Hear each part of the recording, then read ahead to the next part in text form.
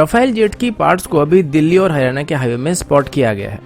भारत की तरफ से अभी भूटान के साथ एक नई रूट को एस्टेब्लिश किया गया है। चाइना फिंगर 4 से पीछे जाने के लिए तैयार नहीं हो रहा है, जिस वजह से इंडियन आर्मी ने ईस्टर्न लद्दाख में 60,000 ट्रूप्स को डिप्लॉय किया है। ट्विन इंजन डेगवेस्ट फाइटर को जल्दी से डेवलप करने के लिए एडीए अभी नेवी की MiG-29 के ऊपर स्टडी करना चाहती है। यूनाइटेड स्टेट की तरफ से भी अभी टिकटॉक को बैन करने का फैसला किया गया है। वहीं पर चाइना की तरफ से अभी JF-17 फाइटर जेट की प्रोडक्शन रेट को एकदम से बढ़ा दिया गया है। और क्या भारत की तरफ से की जा रही इमरजेंसी मिलिट्री परचेज हमारी मेक इन इंडिया इनिशिएटिव को नुकसान पहुंचा रहा है?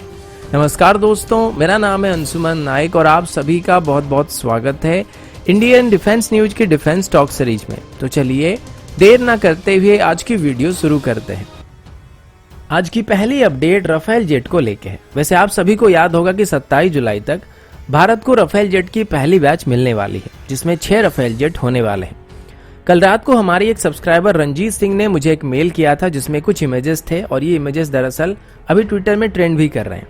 इसमें यह बताया गया था कि इसमें राफेल जेट की पार्ट्स थे और जब इस पिक्चर को लिया गया था तो इंडियन एयरफोर्स के एक ट्रक को दिल्ली से हरियाणा के हाईवे में कहीं पे स्पॉट किया गया था। अब इन पिक्चर के बारे में ज्यादा कुछ तो नहीं बताया जा सकता, लेकिन इसमें जो सामान लिया जा रहा था उसमें क्लियरली राफेल लिखा हुआ था। साथ ही कुछ बॉक्स में M88 भी लिखा हुआ था। तो ट्विटर में इसको लेके ये बताया जा रहा है कि इसमें राफेल जेट के पार्ट्स हो सकते हैं और M88 जिन बॉक्स में लिखा हुआ है उसमें राफेल जेट के इंजन हो सकता है। लेकिन मेरे हिसाब से हमें जो 6 राफेल जेट मिलने वाले हैं वो फुली लोडेड कंडीशन में मिलने वाले हैं और यहाँ तक कि मीटियोर मिसाइल पहले से ही भारत में पहुंच चुकी है। और अभी जिन बॉक्सेस को आपने देखा होगा उसमें एडिशनल इक्विपमेंट और स्पेयर पार्ट भरे होंगे, लेकिन एक्चुअली उसके अंदर क्या होगा इसके बारे में अंदाजा लगाना सही नहीं है। अभी हमारे 24 फाइटर पायलट को भी राफेल जेट को उड़ाने के लिए ट्रेनिंग दिया जा चुका है और पहले हमें जो राफेल जेट अभी डिलीवर किए जाएंगे ये सभी के सभी राफेल के ट्रेनर वेरिएंट होने वाली है, ताकि फ्रांस के अलावा हम भी यहाँ पर अपने पायलट्स को राफेल जेट को उड़ाने के लिए ट्रेन कर सके। बाकी सिंगल सीटर वेरिएंट की बात करें तो ये हमें अगले साल तक मिलना शुरू हो जाएंगे। अगला अपडेट भारत और भूटान को लेके है। A9 एक रिपोर्ट के मुताबिक भारत और भूटान के बीच अब एक नई ट्रेड रूट को एस्टेब्लिश किया गया है। इस नई रूट को वेस्ट बंगाल की जगहों से भूटान की पसाखा तक बनाया गया है। इसके बारे में ट्वीट करते हुए भूटान के एम्बेसडर ने बताया कि यह भारत और भूटान की रिलेशनशिप को और मजबूत करने वाला है और इस नए रूट के जरिए भारत से भूटान की पसाखा इंडस्ट्रियल एस्टेट की तरफ काफी सारे रॉ मटेरियल को इजीली सप्लाई किया जा सकेगा। इससे फायदा ये होगा कि हमारे पास एक अल्टरनेटिव रोड मौजूद रहेगा और जयगांव से फेंसलिंग तक जो रास्ता था वो थोड़ा सा ट्रैफिक फ्री हो जाएगा। अगला अपडेट भारत और चाइना को लेके है। दोस्तों यहाँ पर थोड़े कंफ्यूज करने वाले खबर सामने आए, क्योंकि आज सुबह टाइम्स ऑफ इंडिया में एक रिपोर्ट आया था जिसके मुताबिक भारत और चाइना के बीच बॉर्डर में चल रही मीटिंग के बाद चाइना अभी पीछे हटने के लिए तैयार हो चुका था और गलवान, हॉट स्प्रिंग और गोगरा सेक्टर से वो पूरी तरीके से पीछे जाने के लिए तैयार हो गए थे। साथ ही फिंगर एरिया से भी चाइना पीछे हटने के लिए राजी हो गया था और वो फिंगर 8 तक पीछे जाने वाले थे। लेकिन अभी कुछ ही समय पहले ही जी मीडिया में एक रिपोर्ट आई है जिसके मुताबिक चाइना अभी फिंगर 4 से पीछे हटने के लिए राजी नहीं हो रहा है। यहाँ से काफी हद तक चाइनीज ट्रूप्स पीछे हट गए थे, लेकिन अचानक से फिर वो फिंगर 4 से पीछे हटने के लिए राजी नहीं हो रहे हैं। इसी बात को लेकर भारत और चाइना के क्रॉप कमांडर लेवल के बीच 14 घंटे तक डिस्कशन हुआ था और इसमें चाइना गलवान, हॉट स्प्रिंग और गोगरा से पीछे हटने के लिए राजी तो हो गया, लेकिन अभी वो फिंगर 4 से पीछे हटने के लिए राजी नहीं हो रहे हैं। और बदले में इंडियन आर्मी की तरफ से डिमांड रखा गया कि चाइना को सभी इलाके को खाली करना पड़ेगा।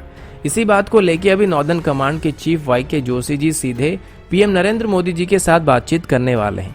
वहीं पर अचानक चाइना की बदलती हुई रवैये को देखते हुए इंडियन आर्मी की तरफ से करीब 60,000 जवानों को इस लद्दाख में डिप्लॉय किया गया है और साथ ही अपाचे हेलीकॉप्टर, T-90 टैंक्स और आर्टिलरी डिप्लॉय करके रखा गया है।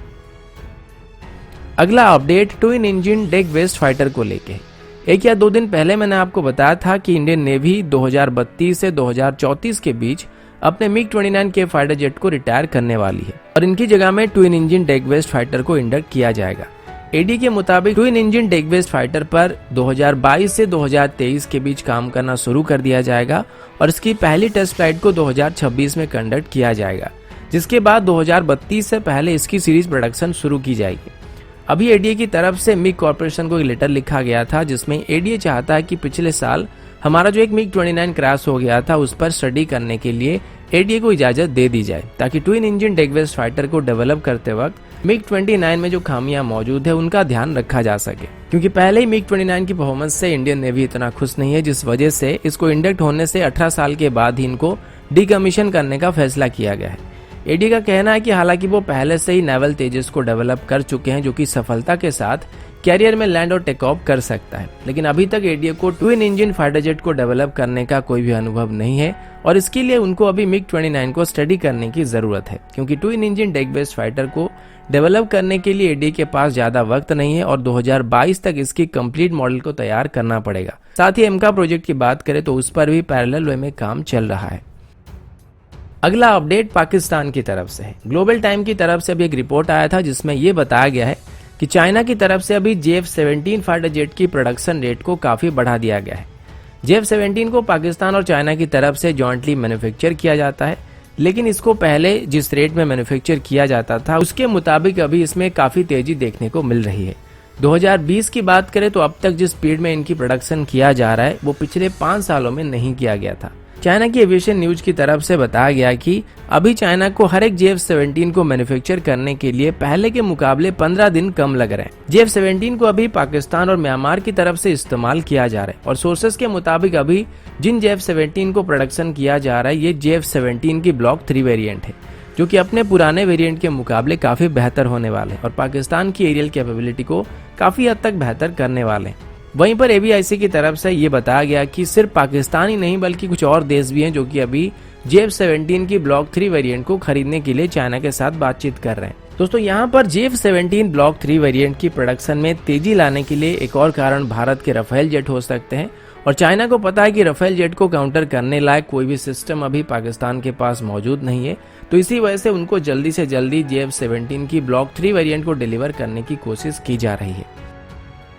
अगला अपडेट टिकटॉक को लेके है। जैसे कि आप सब जानते हैं कि भारत की तरफ से टिकटॉक समेत 59 चाइनीज ऐप्स को बैन करने के बाद ये ट्रेंड अभी पूरे दुनिया में चलने लगा है और आज यूनाइटेड स्टेट की कांग्रेस की 25 मेंबर्स ने डोनाल्ड ट्रंप को एक लेटर लिखा था कि टिकटॉक जैसे चाइनीज ऐप्स को यूएस की तरफ से भी बैन कर देना चाहिए, क्योंकि ये लोगों की इजाजत के बिना उनकी डाटा को चुरा रही है।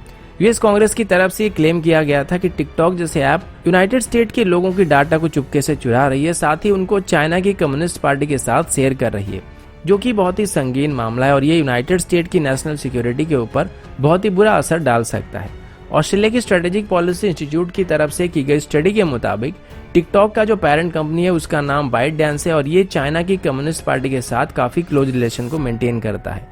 और टिकटॉक में अगर आप तिब्बत की इंडिपेंडेंस के बारे में, उइगुर मुस्लिम्स के बारे में या तिनानमेन स्क्वायर के बारे में बात करेंगे तो तुरंत ही उन वीडियोज को डिलीट कर दिया जाएगा और ऐसा करने के लिए चाइना की कम्युनिस्ट पार्टी की तरफ से ByteDance को नोटिस दिया गया है, जिनकी कुछ लीक हुई डॉक्यूमेंट अभी ऑस्ट्रेलिया के हाथ लग चुकी है और अभी बहुत ही जल्द यूनाइटेड स्टेट से भी टिकटॉक बैन होने वाला है। साथ ही और भी कई सारे चाइनीज ऐप्स हैं जो कि यूनाइटेड स्टेट में भी बैन होने वाले हैं।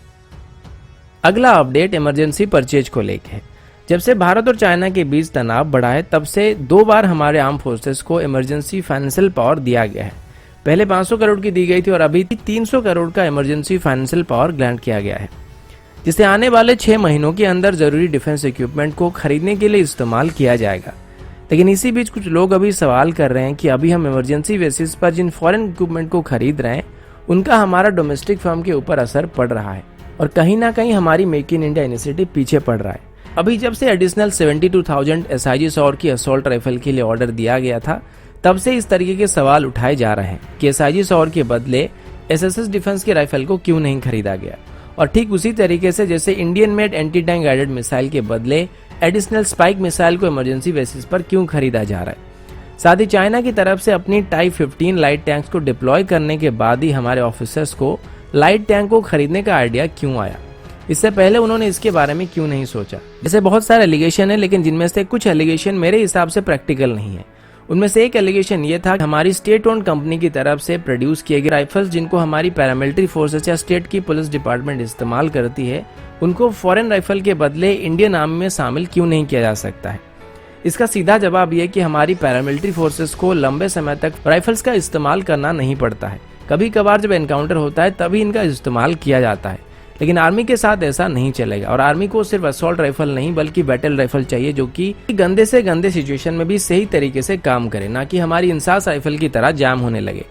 इसीलिए अभी सभी फ्रंटलाइन ट्रूप्स को बेहतर से बेहतर असॉल्ट राइफल दिया जा रहा है। बाकी एंटी टैंक गाइडेड मिसाइल की बात करें तो पिछली बार इस वजह से spike anti tank guided missile की डील को इमरजेंसी बेसिस पर किया गया था, क्योंकि डीआरडीओ की man portable anti tank guided missile तैयार नहीं हुआ था और ना ही वीएम टेक्नोलॉजी की एंटी टैंक गाइडेड मिसाइल तैयार हुआ था, जिनके भरोसे स्पाइक की ओरिजिनल डील को वहां पर कैंसिल किया गया था ताकि इनको बाद में खरीदा जा सके। लेकिन अभी तक ये तैयार नहीं हो रहे हैं और इसी वजह से अभी दोबारा इमरजेंसी बेसिस पर spike anti tank guided missile को खरीदा जा रहा है। लेकिन एक चीज यहाँ पर गौर करने वाली और वो ये है कि हम हर चीज को इमरजेंसी बेसिस पर क्यों खरीद रहे हैं। जब तक कोई सिचुएशन नहीं आता है तब तक हम चुप क्यों बैठते हैं। अभी अगर लाइट टैंक की बात करें तो चाइना की लाइट टैंक्स को देखने के बाद हमें इनकी याद आई, जबकि हमारे जो मिलिट्री एक्सपर्ट्स हैं उनको पहले से इस बात का अंदाजा होना चाहिए था कि लद्दाख में अगर चाइना के साथ कोई कॉन्फ्लिक्ट होता है तो वो अपने तरफ से लाइट टैंक को डिप्लॉय कर सकता है और बदले में हमें भी उसके लिए पहले से तैयार रहना चाहिए।